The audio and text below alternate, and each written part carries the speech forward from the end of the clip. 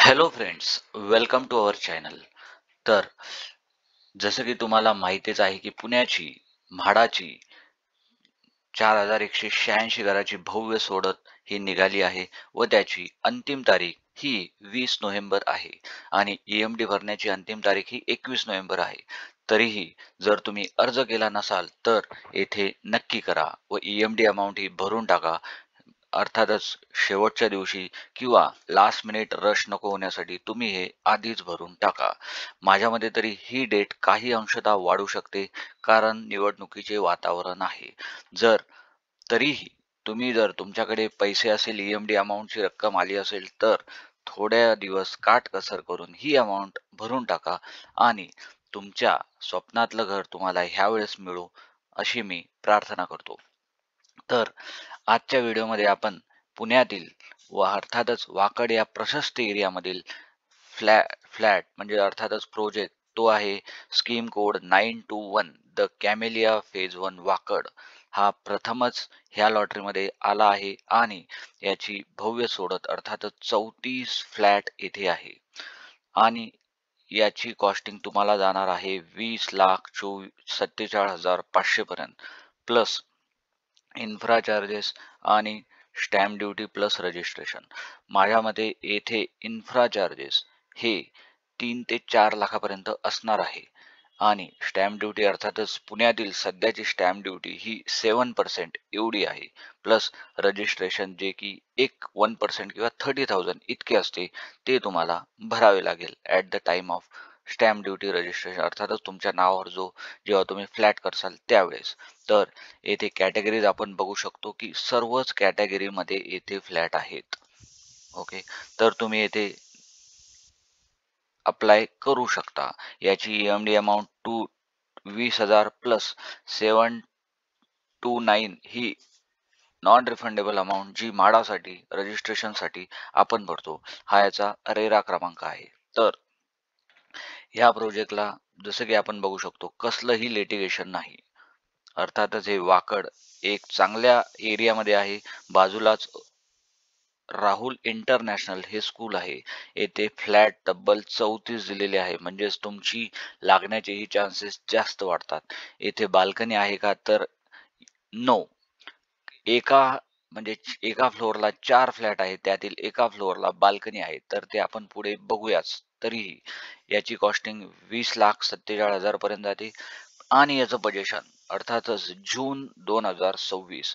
मी स्वतः या साईटला व्हिजिट केलेलं आहे आणि काम बऱ्यापैकी झालेलं आहे. कलरिंगचं काम चालू आहे, इंटरनल काम चालू आहे. तर आपण याबद्दल अजून माहिती घेऊयाच. तर ह्याबद्दल अजून माहिती घेऊया की याचं लिटिगेशन आहे का नाही. जर तुम्ही रेराच्या साईटवर आल्यानंतर येथे सर्टिफिकेटमध्ये जायचं व येथे चेक करायचं की कंप्लीशन डेट काय आहे. तर मला येथे दिसते 20/6/2026. अर्थातच आपण बरोबर लिहिलंय आणि ह्या डेटला हा बिल्डर अर्थातच पूर्ण करेल हा फ्लॅट.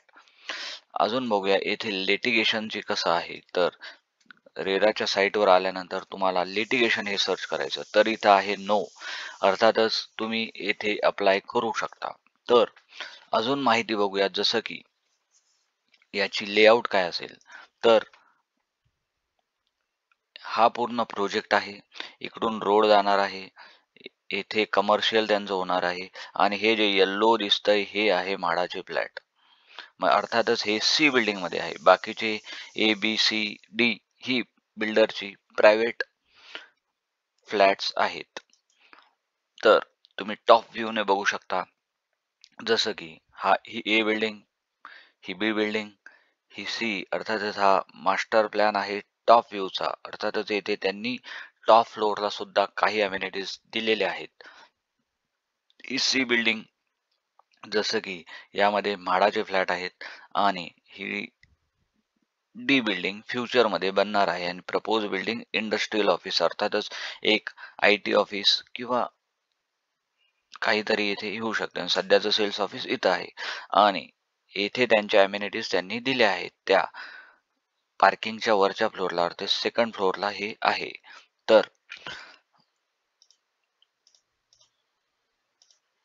तुमची बिल्डिंगचा अजून व्ह्यू बघूया कसा असेल. तर ही बिल्डिंग समोरून अशी दिसेल, साईडने असं दिसेल आणि इथं त्यांच्या अम्युनिटीज आहे फर्स्ट फ्लोअरला आणि टॉप व्ह्यूने साईड व्ह्यूने असे दिसेल. इथेच अम्युनिटीज स्विमिंग पूल वगैरे दिसतोय आणि इथे त्यांची एक कमर्शियल बिल्डिंग येणार आहे जसं की ऑफिस आणि इकडे बॅक साईडला सी बिल्डिंग अर्थातच म्हाडाचे प्रोजेक्ट आहेत. तर याची आपण लेआउट समजून घेऊया. तर जसं की मी सांगितल्याप्रमाणे येल्लो लाईन, येल्लो जे डॉटेड दिले हे सर्व म्हाडाचे फ्लॅट आहेत. तर फ्लोअर प्लॅन बघूया.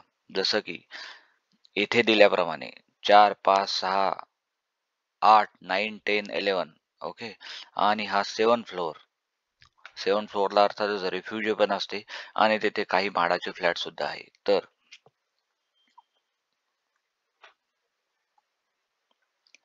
तर मित्रांनो म्हणजेच 4, 5, 6, 7, 8, 9, 10, 11 अर्थातच 6 से 8 फ्लोअर 4 ते 11 येथे प्रत्येकी 4 फ्लॅट असे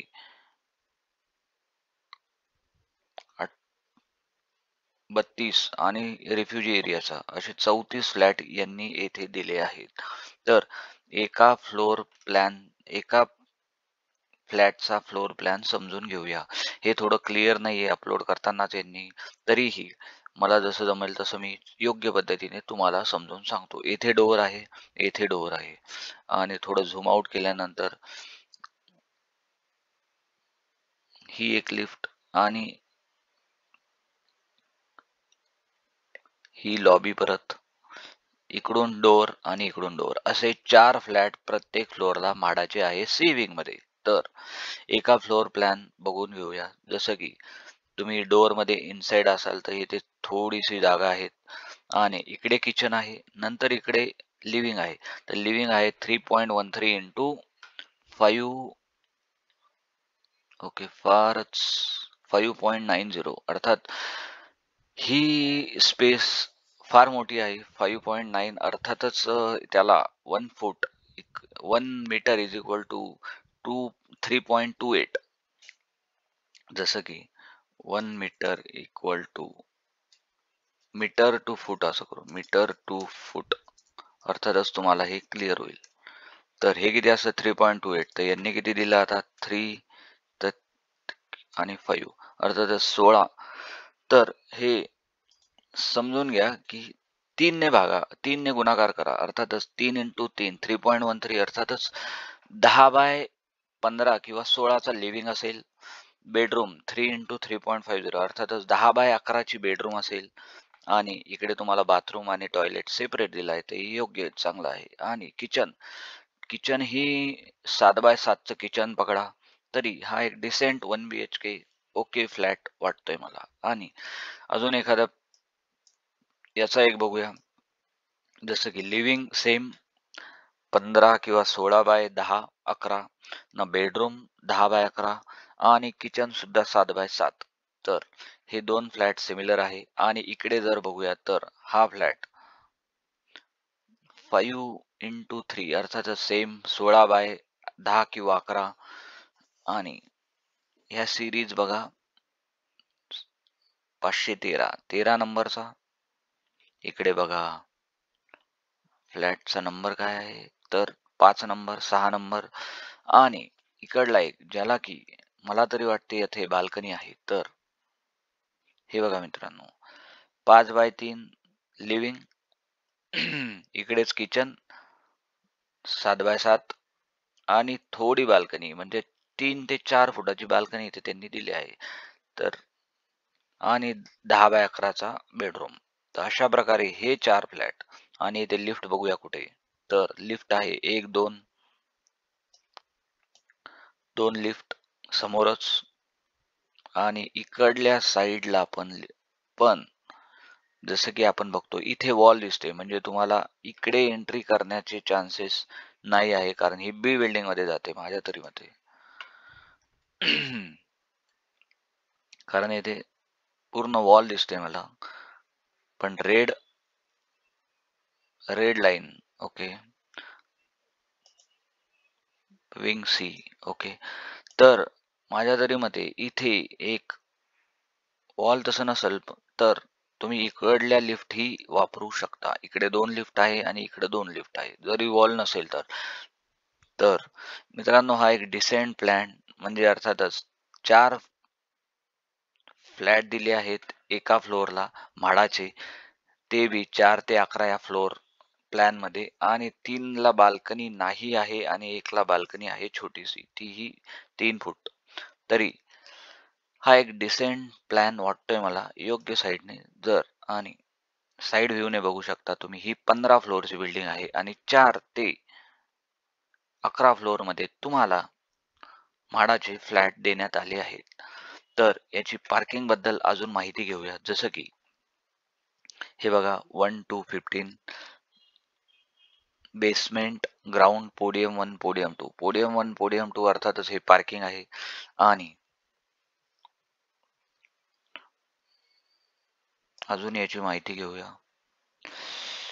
parking statement wing C LIG. LIG अर्सेस आपले म्हाडाचे. तर for every two-wheeler with each tenement having carpet area equal to above 40 but less than 40. Number of tenements 45, car आहे 23 पार्किंग, स्कूटर आहे 45. म्हणजे टू व्हीलर सर्वांना भेटेल आणि कार हे तुम्हाला शेअर पार्किंग मध्ये म्हणजे 2 फ्लॅटला 1 कार पार्किंग अशा तऱ्हेने यांनी दिलेलं आहे. Parking required by rule 23 total दिलेले आहेत 23 प्लस 45. 45 हे स्कूटर पार्किंग आणि कार पार्किंग 23. अर्थातच दोघात एक अशी एक कार पार्किंग तुम्ही कन्सिडर करू शकता. तर मित्रांनो आणि येथेही हे एक हिंजेवाडी फेज 1 जवळच आहे त्यामुळे तुम्हाला मेट्रो स्टेशन ही जवळ आहे. जसं की जर आपण लोकेशन येथे बघितलं तर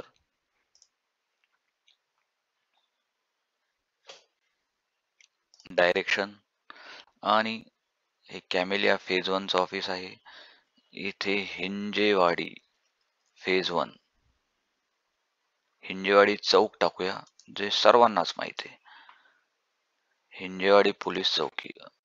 ओके थोडं लांब गेलंय माझ्या मते. भूमकर चौक टाकूया. भूमकर चौक.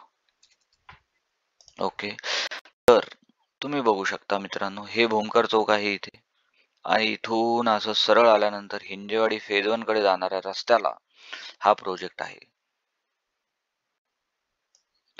तुम्ही इथे बघू शकता हा प्रोजेक्ट आहे. ही सी बिल्डिंग इकडे इथे जे म्हाडाचे फ्लॅट असणार आहे आणि इथे प्राज इंडस्ट्री एक नामांकित कंपनी सुद्धा आहे.